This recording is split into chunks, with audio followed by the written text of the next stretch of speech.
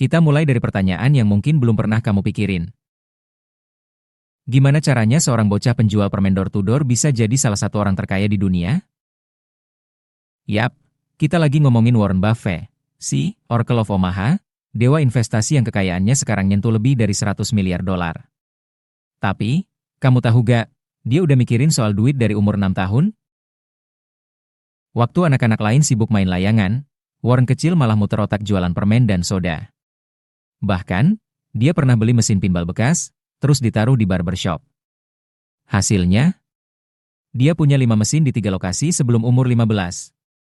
Siapa sangka, itulah cikal bakal mindset bisnis dan investasi dia. Tapi, ini dia yang menarik. Bukan cuma soal duit, Buffett sejak kecil udah obseset sama angka. Dia ngitung peluang, mempelajari pasar, dan yang paling gila, waktu umur 11 tahun, dia udah beli saham pertamanya. Saham CTA Service, cuma seharga $38 per lembar. Harganya sempat turun jadi $27. Panik? Iya. Tapi dia tahan, dan dijual waktu naik ke $40. Untung? Iya. Tapi, dia nyesel, karena setelah dia jual, harga sahamnya terbang ke $200. Pelajaran pertama Buffett, sabar itu kunci. Fast forward ke masa kuliah. Buffett belajar di University of Nebraska, lalu lanjut ke Columbia Business School karena pengen belajar langsung dari Benjamin Graham, bapak value investing. Nah, dari sinilah fondasi filosofi investasi Buffett mulai terbentuk, beli saham yang undervalued, dan tahan lama-lama. Bukan trading harian, bukan ikutin tren, tapi fokus ke nilai sesungguhnya dari sebuah bisnis. Tapi tunggu dulu, bagian ini sering banget dilewatin orang. Buffett gak cuma pintar, dia juga nekat. Setelah kuliah, dia kerja sama Benjamin Graham, tapi setelah itu dia mutusin buat pulang ke kampung halamannya di Omaha dan mulai partnership sendiri. Modal awalnya? 105.000 dari 7 orang investor, termasuk keluarga dan teman. Disinilah Buffett mulai ngebangun kerajaannya. Dan di tahun 1965, dia nemuin target akuisisi yang bakal mengubah hidupnya, Berkshire Hathaway. Ironisnya, awalnya ini perusahaan tekstil bangkrut. Tapi Buffett lihat peluang, dia ubah perusahaan itu jadi kendaraan investasi.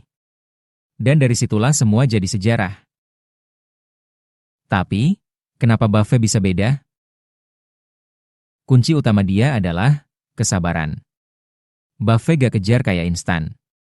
Dia invest di bisnis yang dia ngerti, punya manajemen jujur, dan punya MOAT alias keunggulan kompetitif. Dia gak ikut-ikutan hype. Bahkan saat semua orang panik waktu pasar turun, dia malah beli. Be fearful when others are greedy, and greedy when others are fearful, katanya. Tapi jangan kira hidupnya cuma tentang saham.